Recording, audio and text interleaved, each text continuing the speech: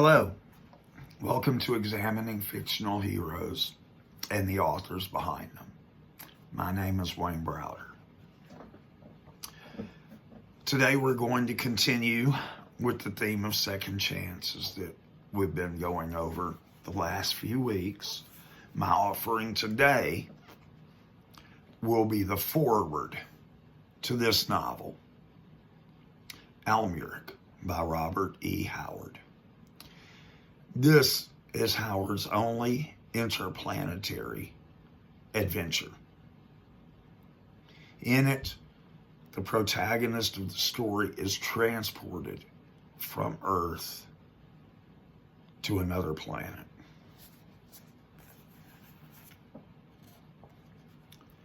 And his circumstances are quite different than those of Flint or Jack Maloney, who we discussed last week. This is the foreword to the story. It was not my original intention ever to divulge the whereabouts of Esau Cairn or the mystery surrounding him.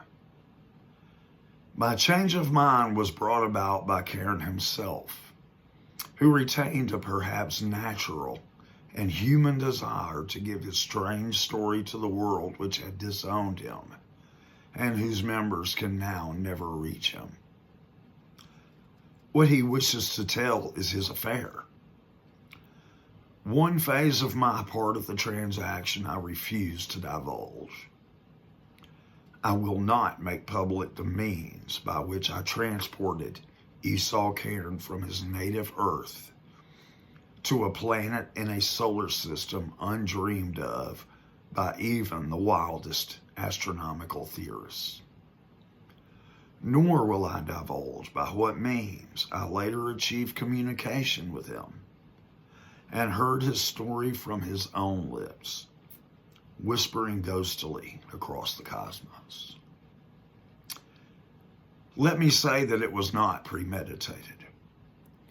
I stumbled upon the great secret quite by accident in the midst of a scientific experiment and never thought of putting it to any practical use until that night when Esau Cairn groped his way into my darkened observatory, a hunted man with the blood of a human being on his hands. It was chance led him there. The blind instinct of the hunted thing to find a den wherein to turn at bay. Let me state definitely and flatly that, whatever the appearances against him, Esau Cairn is not and was never a criminal. In that specific case, he was merely the pawn of a corrupt political machine which turned on him when he realized his position and refused to comply further with its demands. In general, the acts of his life, which might suggest a violent and unruly nature, simply sprang from his peculiar mental makeup. Science is at last beginning to perceive that there is sound truth in the popular phrase, born out of his time. Certain natures are attuned to certain phases or epochs of history. And these natures, when cast by chance into an age alien to their reactions and emotions, find difficulty in adapting themselves to their surroundings. It is but another example of nature's inscrutable laws, which sometimes are thrown out of stride by some cosmic friction or rift and result in havoc to the individual and the mass. Many men are born outside their century. Esau Cairn was born outside his epoch. Neither a moron nor a low-class primitive, Possessing a mind well above the average, he was nevertheless distinctly out of place in the modern age. I never knew a man of intelligence so little fitted for adjustment in a machine-made civilization. Let it be noted that I speak of him in the past tense. Esau Cairn lives as far as the cosmos is concerned. As far as the earth is concerned, he is dead, for he will never again set foot upon it. He was of a restless mold, impatient of restraint and resentful of authority, not by any means a bully. He at the same time refused to countenance what he considered the slightest infringement of his rights. He was primitive in his passions, with a gusty temper and a courage inferior to none of this planet. His life was a series of repressions. Even in athletic contests, he was forced to hold himself in, lest he injure his opponents. Esau Cairn was, in short, a freak, a man whose physical body and mental bent leaned back to the primordial. Born in the Southwest of old frontier stock, he came of a race whose characteristics were inclined toward violence and whose traditions were of war and feud and battle against man and nature. The mountain country in which he spent his boyhood carried out the tradition. Contest, physical contest, was the breath of life to him. Without it, he was unstable and uncertain. Because of his peculiar physical makeup, full enjoyment in a legitimate way, in the ring or on the football field, was denied him. His career as a football player was marked by crippling injuries received by men playing against him. And he was branded an unnecessarily brutal man who fought to maim his opponents rather than win games. This was unfair. The injuries were simply resultant from the use of his great strength, always so far superior to the men opposed to him. Cairn was not a great sluggish, lethargic giant, as so many powerful men are. He was vibrant with fierce life, ablaze with dynamic energy. Carried away by the lust of combat, he forgot to control his power, and the result was broken limbs or fractured skulls for his opponents. It was for this reason that he withdrew from college life, unsatisfied and embittered, and entered the professional ring. Again, his fate dogged him. In his training quarters, before he had had a single match, he almost fatally injured a sparring partner. Instantly, the papers pounced upon the incident and played it up beyond its natural proportions. As a result, Cairn's license was revoked. Bewildered, unsatisfied, he wandered over the world, a restless Hercules, seeking outlet for the immense vitality that surged tumultuously within him, searching vainly for some form of wild life, wild and strenuous enough to satisfy his cravings, born in the dim red days of the world's youth. Of the final burst of blind passion that banished him forever from the life wherein he roamed, a stranger, I need say little. It was a 9 days wonder, and the paper exploited it with screaming headlines. It was an old story. A rotten city government, a crooked political boss, a man chosen, unwittingly on his part, to be used as a tool and serve as a puppet.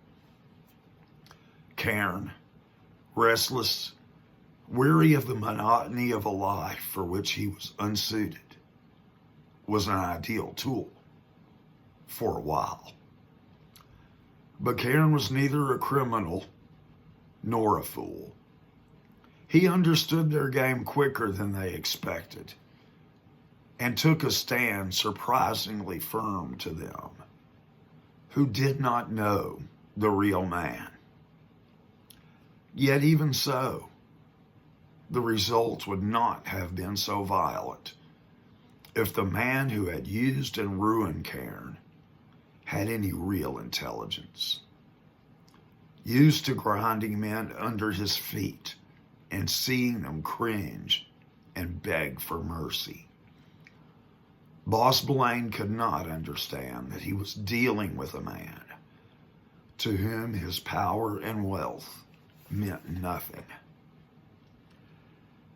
Yet so schooled was Cairn to iron self-control that it required first a gross insult, then an actual blow on the part of Blaine to rouse him.